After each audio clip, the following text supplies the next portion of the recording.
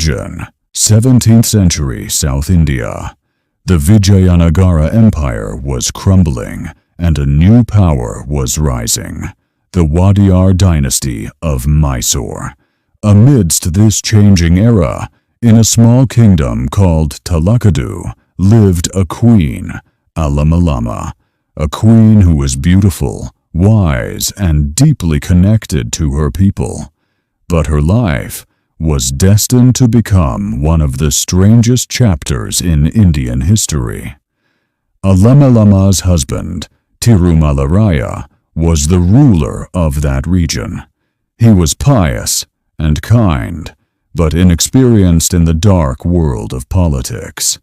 The Wadiyar king, driven by the hunger for power, dethroned Tirumalaraya.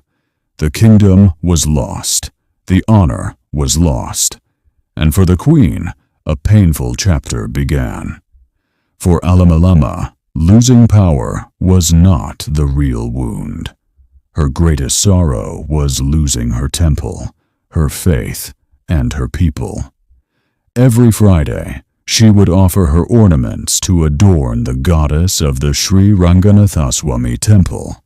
But when power changed hands, Wadiyar soldiers arrived to take those jewels. The queen said calmly, "These jewels belong to the goddess. Touching them would be a sin." But the soldiers, blinded by arrogance, did not listen.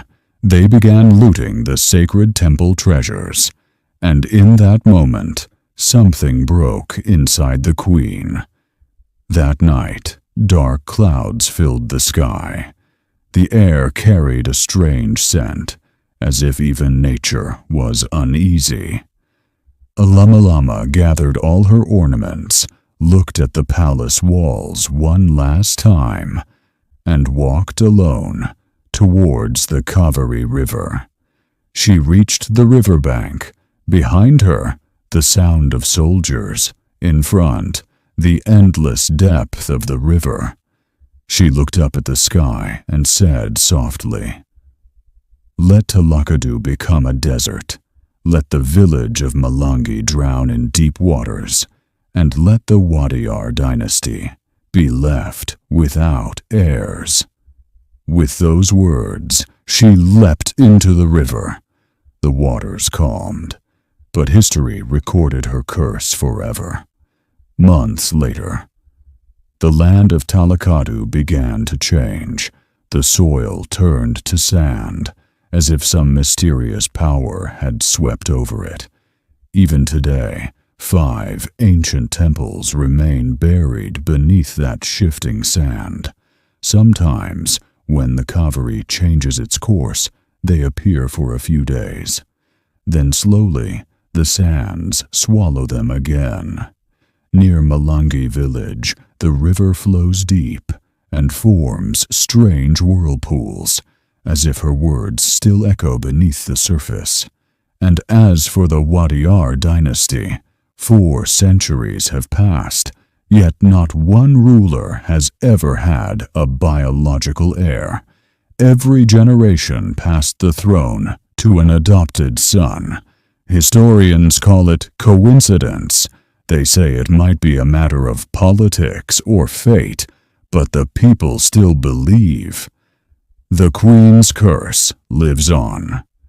They whisper that on new moon nights, when the wind shifts, you can still hear a woman's faint voice in the sands of Talakadu. The story of Queen Alamalama is not just about a curse. It is a story of injustice and the pain that follows betrayal. It reminds us, when the heart breaks beyond measure, it doesn't just cry, it changes history. Words never truly end. They live on, carved into time itself. Her words shaped the destiny of the Wadiyar line for centuries, and perhaps that is why people still say, injustice never stays silent. It always finds a way to return. If you ever visit Talakadu, You can still feel history breathing beneath the sands. The spot where the Quine leaped into the river is still known as Alamalama's Point. Every Friday, people light lamps there, not in front of an idol, but before her memory. Because her existence is not bound to a statue, it lives through faith. This story teaches us that both prayer and curse are born from the same place, a broken heart. Maybe the Queen didn't curse. Maybe she just cried out for justice. And that cry still flows through the waters of Kaveri. 400 years have passed. The sands have shifted. Dynasties have changed. But one queen's voice still whispers through time. Let Talakadu become a desert. Let Malangi sink into the deep. And let the Wadiyar line remain without heirs. This is not just history. It is a warning. That injustice never disappears. It only changes its form. If you can hear it, then perhaps this story is still alive, beneath the sands, or somewhere within you.